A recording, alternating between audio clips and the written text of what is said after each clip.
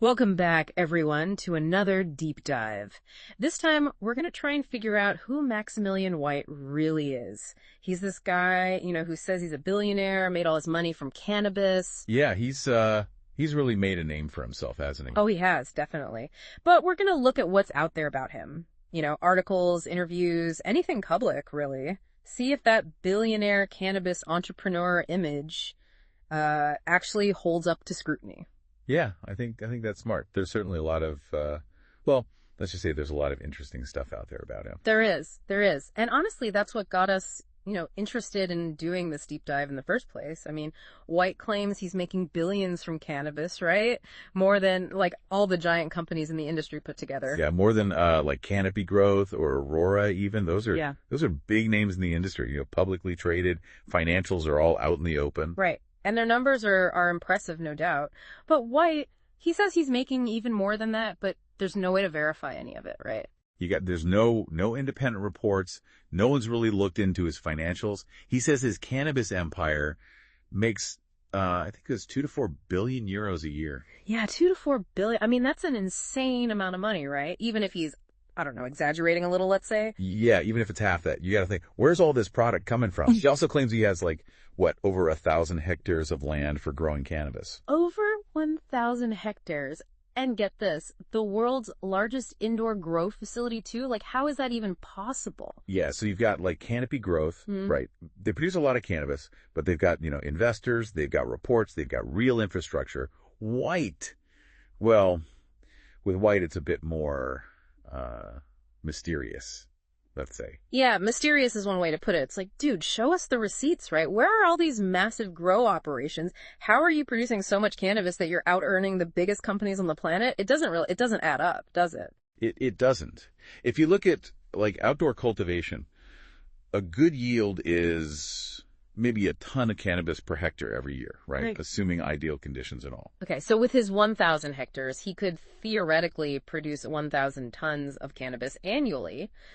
But even at, the highest market prices, that doesn't get him anywhere near his claimed revenue, does it? Not even close. And then there's the indoor facility he keeps talking about. Those are, they're super expensive to build and run, right? They use a ton of energy. The yields are good, higher quality usually, but it's not like you're getting tons and tons per square meter. No, definitely not. So even with, the most advanced tech producing that much cannabis indoors, it would need to be a facility unlike anything that exists right now. Yeah, we're talking a small city dedicated to growing weed. It's mind-boggling. So, maybe there's a reason he's so secretive about his business, right? Maybe there's something we're missing here. Maybe, yeah. Maybe he's worried about competition, Or maybe there are legal issues we don't know about. The cannabis industry is still kind of the Wild West in some places. Yeah, you're right. There are still a lot of gray areas legally, but the lack of transparency, combined with all these bold claims, it just raises all these questions. You know what I mean? Yeah. It almost makes you think, is there something he doesn't want people to see? Well, there's one story that might shed some light on things. Back in 2012, during that financial crisis in Cyprus, White says he lost a lot of money.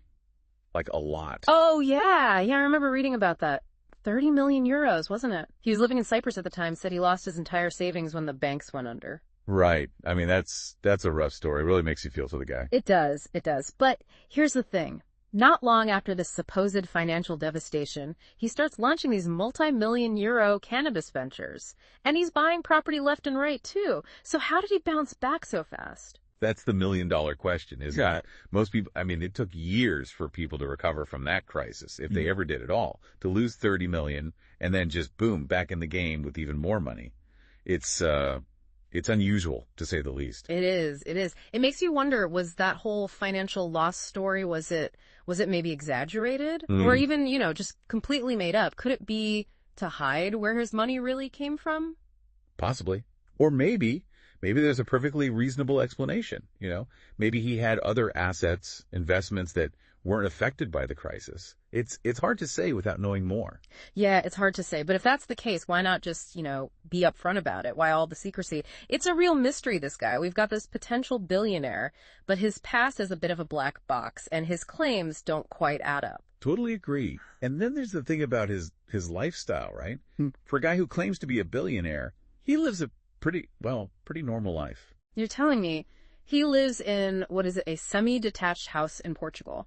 Not exactly the image that comes to mind when you think billionaire. No, not really. Yeah. Most billionaires, I mean, we're talking mansions, yachts, private jets, that whole 9 yards. Mm-hmm. But White, he seems content with a pretty modest lifestyle. Yeah, he even called it his favorite investment. Hmm.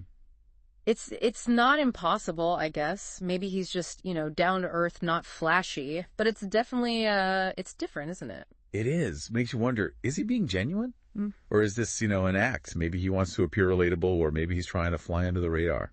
Trying to fly under the radar. That's an interesting thought. And let's not forget, I mean, he really seems to enjoy the attention, doesn't he? He loves making these grand gestures, these big public statements.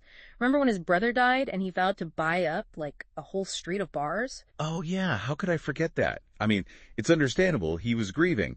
But for a guy who's supposed to be, running a global business empire, yeah, it came across as impulsive, maybe even a bit theatrical. Right, theatrical. And you got to wonder, are these actions coming from a genuine place? Or is it more about him wanting to be seen, wanting the validation? It's hard to tell sometimes. It is. You've got this guy who claims to be a billionaire, but his wealth, it's all a bit fuzzy. His financial history doesn't really add up. He lives a surprisingly normal life. And then you've got all these public pronouncements and grand gestures. It's a strange mix, like a puzzle where the pieces don't quite fit together. Exactly. And speaking of puzzles, we should talk about his involvement with MediConnect. Remember that blockchain pharmaceutical company. Oh, yeah, MediConnect, blockchain, that's all the rage these days. What was White's deal with them anyway? He made it seem like he was like a major player, right? He did. But here's the thing. His name, it's nowhere to be found on their official team. Like, at all. Almost like he was trying to make people think he was more involved than he actually was. You're kidding me. So was he actually part of MediConnect? Or was he just, name dropping, trying to make himself look good? It's really unclear. It's another example of this pattern, right? This tendency to maybe embellish his involvement in things, to exaggerate, to make himself seem more important. Man, this is getting more and more confusing. It's like with every bit of information we uncover about him, we just end up with more questions than answers. It's like peeling an onion, and each layer just makes you cry a little bit more. I know, right? It's like every time we think we're getting closer to figuring him out, another weird thing pops up. Okay, so we've got this guy making these huge claims about his wealth and business, but there's not much to back it up. His past is, well, let's say questionable is a nice way to put it. He lives a pretty normal life, and he might be exaggerating his role in all sorts of projects. You'd think that's enough, right? But guess what? There's more. Oh boy. Don't tell me there are allegations about something even shadier. You got it. Uh-oh. Okay, lay it on me. What are we talking about here? So we're back, and we're still trying to figure out Maximilian White. Last time, things got a little shady, you could say. Yeah, we were starting to see a pattern, right? All these claims, but not a lot of hard proof to back them up. Exactly. And then those allegations about boiler room scams came out. Oh, yeah, that was a bit of a bombshell, wasn't it? Definitely. We explained what boiler rooms are, but I think it's worth digging a little deeper, for our listeners who aren't familiar with how these scams actually work. Sure, yeah. I mean, they're basically all about deception, right? They trick people into investing in things that are, well, worthless. So how do they do that? How do they convince people to part with their money? Well, they create this sense of urgency, like this is a once-in-a-lifetime opportunity. You have to act now. And they often target people who aren't, as financially savvy. So they prey on people who are maybe a little more vulnerable, a little more trusting. Yeah, unfortunately. And they often use high-pressure sales tactics. They might even make up fake track records or create these glowing testimonials that are totally fabricated. So it's all about creating this illusion, this facade of success and legitimacy. Exactly. And they often promise these ridiculously high returns. They make it seem like it's a sure thing, a guaranteed way to make a quick buck. But it's all a lie. It's terrible, really. People lose their savings, their homes, their livelihoods. The impact of these scams can be devastating. It really can. And what's worse, these boiler rooms are often really good at covering their tracks.